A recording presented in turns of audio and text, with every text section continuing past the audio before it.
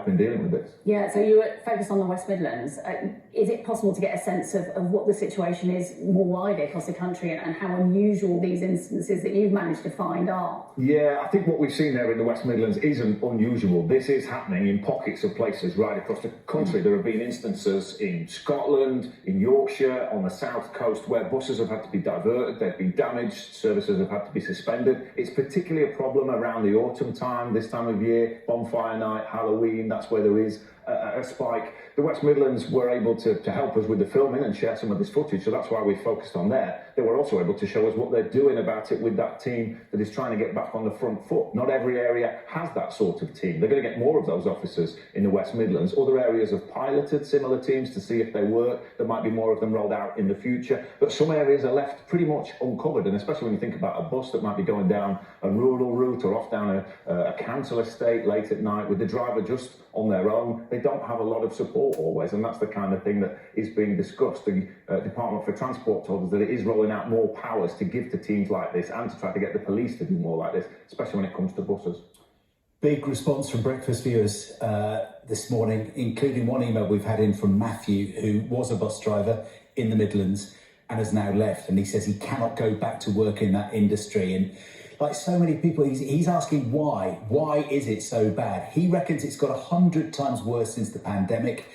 Matthew says police numbers are being cut, too many people on waiting lists, can't get NHS appointments, too many kids being kicked out or excluded from society or schools, no support. Are those the kind of themes you've been hearing? Yeah. The feeling that things have got a lot worse since the pandemic came up again and again. People said that. I don't know if that's just because the pandemic disrupted everything, so everything felt unusual after that, or people really have noticed this sort of slide in standards, respect. It comes back to parenting. Many people will say, why are these kids not able to control their behaviour? Why are they doing this? Where are the police? Why aren't they able to give more of a visible presence? That's where a team like this in the West Midlands is aimed to slot in. But you saw there how frustrating it can be for them trying to get into the right place to deal with these sorts of issues. That's why they say they want the public to report more of this stuff so that they can work out where they need to be at the right times to deal with it. I mean, it must be terrifying being on a bus when a load of fireworks are being fired at you or people are having a fight. And I was really struck by the girl actually who was saying, look, I need to get to work, but they're effectively going to can this bus route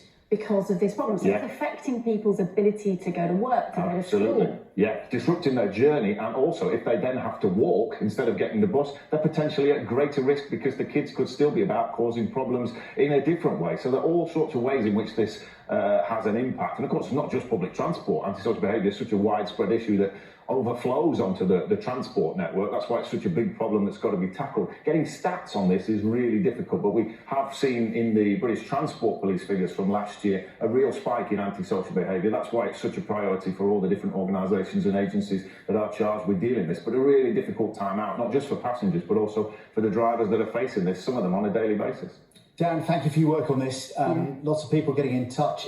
We'll keep taking your comments as well. So if you've got any stories that you'd like to share with us, anything else you'd like us to investigate on that subject, do get in touch in all the usual ways. Details there on your screens. And it kind of feeds into that other story we've talked about this morning about the government saying they're going to invest in more youth clubs and hubs to try and get kids off the streets and busy. And they're saying that a lot of that has gone over the last few years. Maybe that's part of the debate. Yeah, absolutely. Please keep your comments coming in. And thanks again, Dan.